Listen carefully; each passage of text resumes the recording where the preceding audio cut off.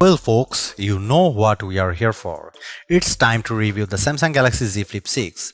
It's the same phone as the Galaxy Z Flip 5 except there are colors around the cameras and it's more expensive. I jest, but that's not a totally inaccurate description of the Z Flip 6. This year's Flip is a very solid phone that's objectively good at everything it does, but it's also an incredibly lazy one that I struggle to wholeheartedly recommend. Confused by that juxtaposition? Let me explain. Let's start on a positive note. As far as Flip phone foldable build quality is concerned, I'm not sure it gets much better than the Flip 6. Samsung has been churning out folding phones for 5 years now. Now it shows. The Z Flip 6 is sturdy, well made and almost perfect in its design, save for one thing. I love that Flip 6's aluminum frame is now matte instead of glossy like it was on the Flip 5, but the flatter sides and sharper edges don't feel nearly as comfortable. I don't like the glossy frame on the Motorola Razr Plus 2024, for example, but I also find its rounded edges and frame much nicer to hold. The Flip 6 isn't annoying to hold, though I do hope the more rounded design comes back next year. The Z Flip 6 also has an exceptional hinge. It moves fluidly with no resistance or creakiness. It can be propped up at almost any angle and it easily snaps open and closes shut with one hand. The hinge also more durable than ever, featuring Samsung's new dual rail hinge design. The company says it has better shock distribution than past models, while the new folding edge mechanism offers better resistance to pressure and sharp objects. Combined with an IP48 rating that offers dust and water resistance, this is one of the most durable folding phones you will find. But it's not just the hinge that Samsung does so well, it also expertly executes the smaller details. All of the buttons are firm and clicky, the speaker is loud and sounds surprisingly full, the fingerprint sensor is lightning fast. There are smaller details that other flip phones sometimes have to sacrifice, but not here. As for colors, there are a lot. The normal color this year include yellow, mint, blue and grey. Yellow is my personal favorite too. I have grown quite fond of the blue color on my review unit.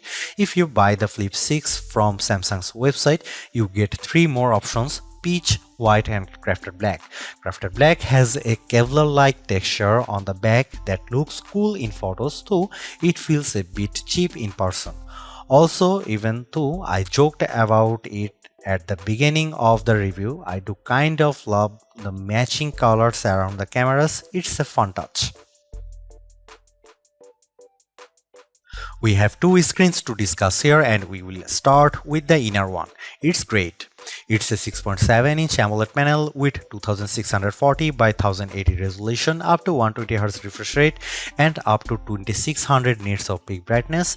The increased brightness is a very nice touch, but otherwise this is the same display as last year. This is one area where I am fine with the Samsung keeping things the same. The Flip 6's display is bright, colorful and sharp and it looks excellent whether I am watching YouTube or scrolling Reddit. Samsung has long been an expert in the display field and it shows once again on the Flip 6. I also have to mention that the crease is far less prominent on the Flip 6 than it was on the Flip 5. It is still there and more noticeable than the almost non-existent crease on Motorola's new Razr phones, but it's a big step in the right direction. Where the Flip 5's crease feels like a canyon, the Flip 6's feel like a very small divot. That's the inner screen. What about the cover one? This is where I start complaining. Last year, the Galaxy Z Flip 5 took the teeny tiny 1.9-inch cover display on the Flip 4 and expanded it to a much larger 3.4-inch one. It was a big deal, enabling helpful widgets, an on-screen keyboard, and full application support. It was a commendable step forward, but even in 2023, it already fell behind what Motorola offered with that year's version of the Razr Plus. So how did Samsung improve the cover screen on the Galaxy Z Flip 6? It didn't, not at all. Just like last year, it's a 3.4-inch AMOLED panel with a 720 by 748 resolution and a 60Hz refresh rate. It's serviceable, but that's about it. The low resolution makes icons and text look fuzzy, the 60Hz refresh rate feels sluggish, and the 3.4-inch size feels cramped by 2024 standards. You also still can't run apps on the cover screen without jumping through a half dozen hoops. Meanwhile, the Z Flip 6's biggest competitor, the Motorola Razr Plus 2024, kicks the living daylight out of it. For context, the Razr's cover screen is a 4-inch AMOLED panel with 1080 by 2640 resolution and up to 165Hz refresh rate. Yes, those are the cover screen specs. The Razr Plus makes the Z Flip 6 look antiquated by comparison. This is one of the areas where Samsung needed to improve the most. Instead, it took the Flip 5's cover screen, slapped it on the Flip 6 and called it a day. It's incredibly disappointing and one of the phone's biggest sins. On a better note, the Galaxy Z Flip 6's camera are good.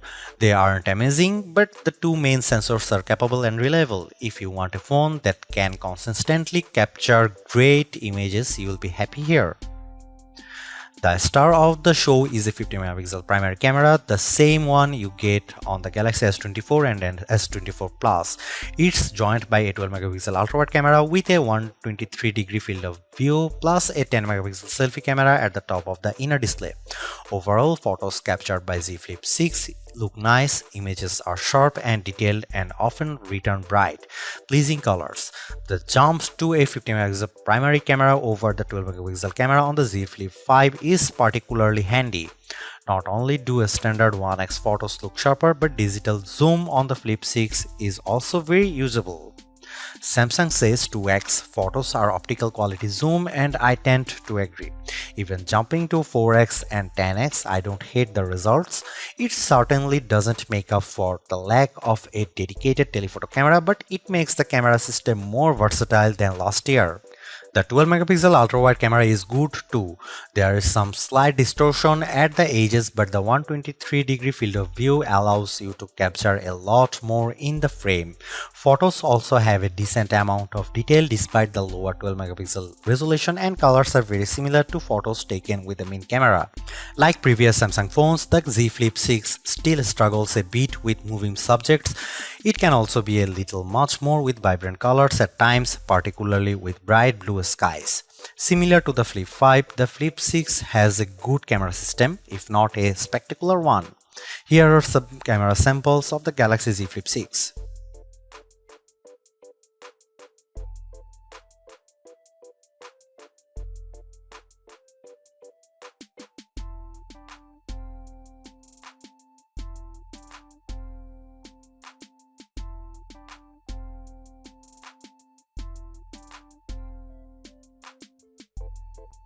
Take a look inside the Galaxy Z Flip 6 and you will find a Qualcomm Snapdragon 8 Gen 3 chipset, the exact same one you get on the Galaxy S24 and S24 Ultra. It also comes equipped with 12GB of RAM and 256GB or 512GB of storage, a welcome increase from the 8GB of RAM on the Flip 5. As expected, the Galaxy Z Flip 6 performs exceptionally.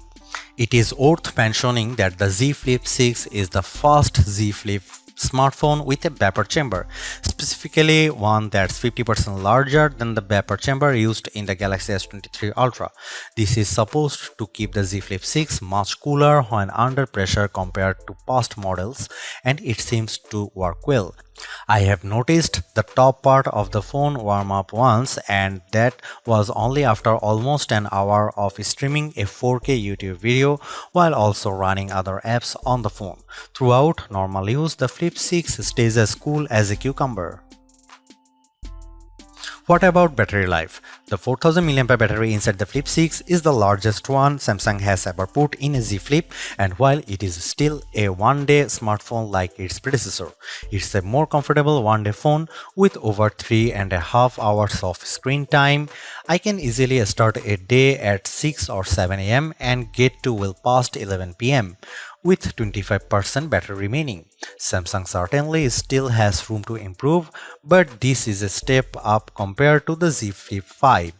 Unfortunately, charging speeds haven't improved at all.